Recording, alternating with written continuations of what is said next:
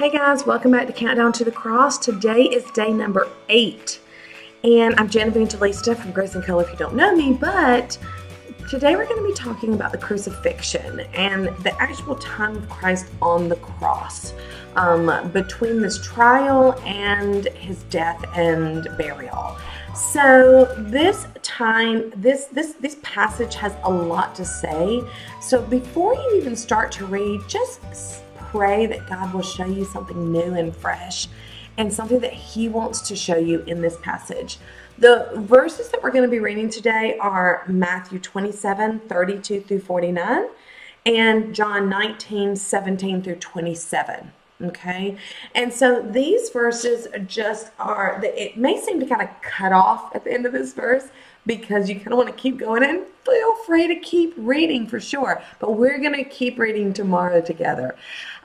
Today I want to look at a couple of things. There are so many small lessons, big lessons that we can learn from this, but a couple things stood out in my mind. I'm just going to mention those, and that's what I put as kind of questions to think about, but don't use those as the questions that you have to consider if you are prompted to look into other aspects of this. And that goes for always, right?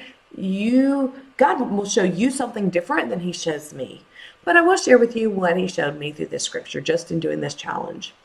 One thing was when he was offered the wine mixed with gall. Okay, when he was offered and he refused the wine mixed with gall, there are a lot of scholars who believe that the wine that was done is kind of a mockery. The gall is bitter. It's almost like a poison that they added to the wine, and many scholars believe that it was that he refused it because it wasn't truly wine. It was bitter, and so he didn't want it because of that purpose. And I did a little more digging on that because it just didn't make a ton of sense to me. And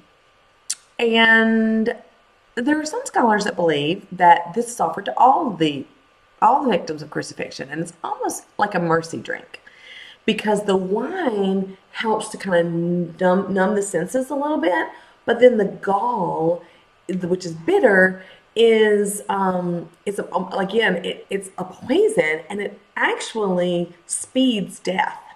So the prisoners drink this in order to hasten their death and decrease their suffering as they're being crucified.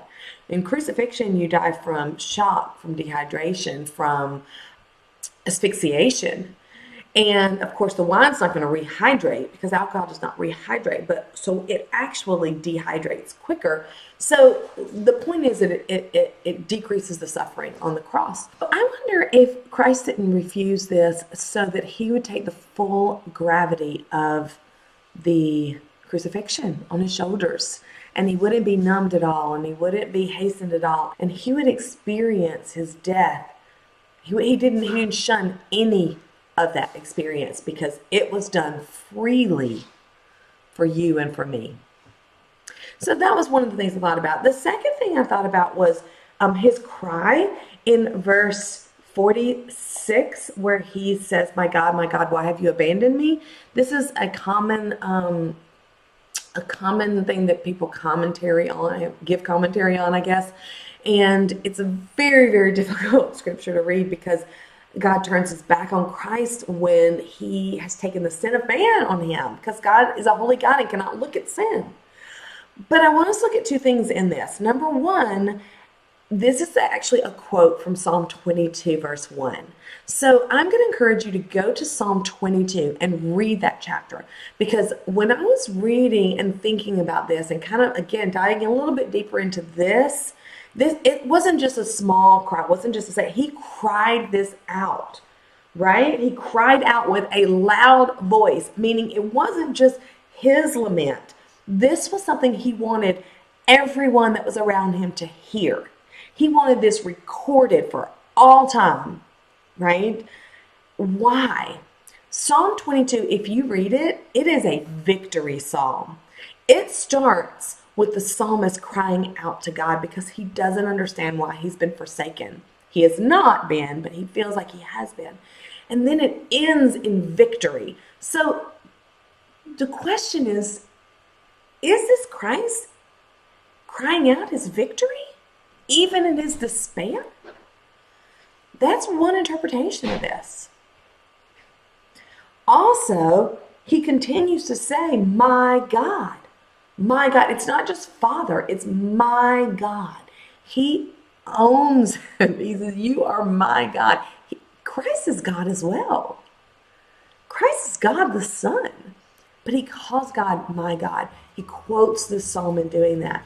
And I don't know, I just feel like this is such an encouragement to me when I sometimes feel like I have been betrayed by God, and when I feel like that his back has been turned on me, even though it has not, I can still cry out, my God, because I know he is my God regardless of the circumstances. So those are just some thoughts that I had on these verses, and I encourage you to read them for yourself and see what God speaks to you through it.